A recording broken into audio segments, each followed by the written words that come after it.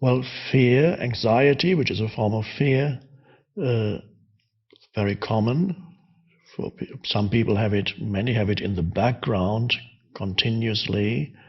And I would say there's some degree of fear, even if you're not conscious of it.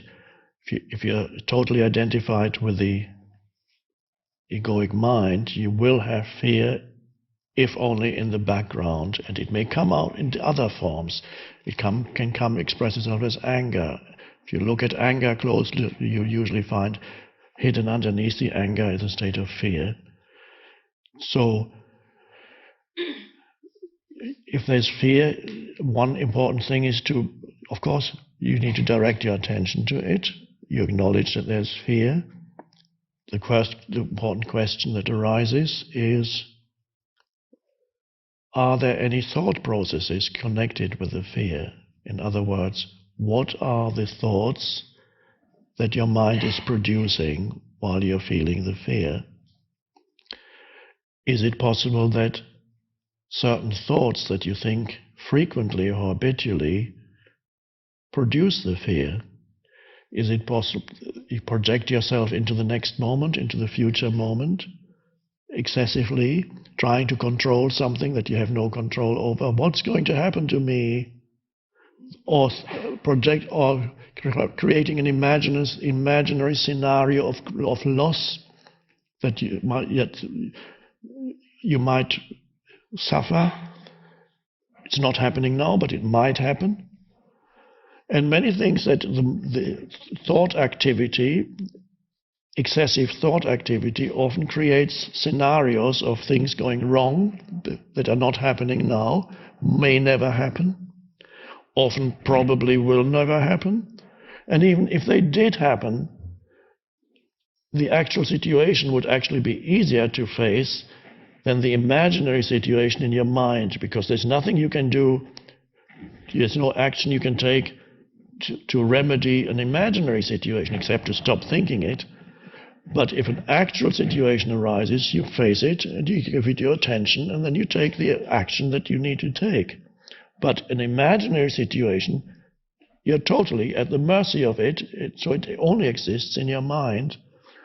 So you need to see whether your mind is creating the fear by thinking fearful thoughts, by projecting itself into the future. And if that is the case, then you can see, oh, so I'm creating those because my body cannot tell the difference between an actual event that's happening outside and what my mind is producing.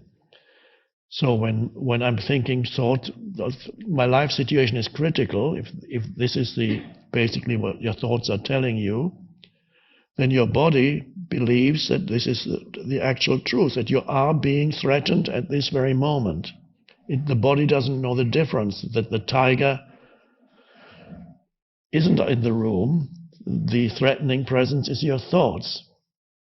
The body reacts in the same way, whether there's a threat, an actual threat in the room, or your thoughts can create the same, even palpitations. You can shortness of breath because you're thinking fearful thoughts. You go at night. I had that for years.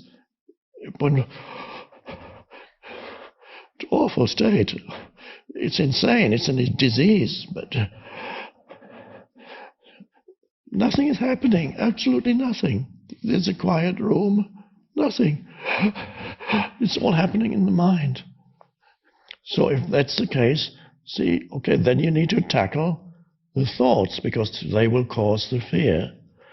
And how do you tackle thoughts? It's by realizing the futility and the destructive nature of these thoughts and choosing to step out. And what do you do to step out? First, you don't believe your mind that tells you, no, you can't step out, you have to continue thinking. No, you step out and take a conscious breath, or put your attention into the inner energy field of the body. A conscious choice to remove attention from thinking. And you may have to be really alert to do it. If you're immersed in a mind stream, it could even be that it's so powerful that you just cannot get out. It has such gravitational pull. It pulls you But at least you know that this is what's happening. So there's a state where you cannot help yourself yet, but at least there is the beginning of a disidentification from it when you know that this is what is happening.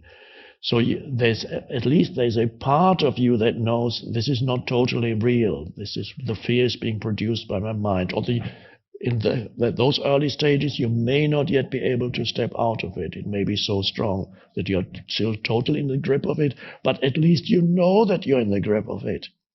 The worst thing is to be in the grip of it and not even knowing it, because you're so identified with it. It is absolutely real to you.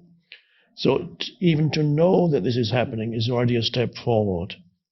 And then perhaps after a while the energy exhausts itself a little bit of this, and then you can begin to say, okay, you will step out of those fearful thoughts, because they are creating suffering, and you take a conscious breath, and another, and another.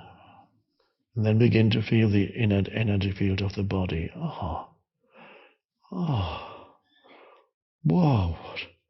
It's like this huge burden is suddenly dropped away.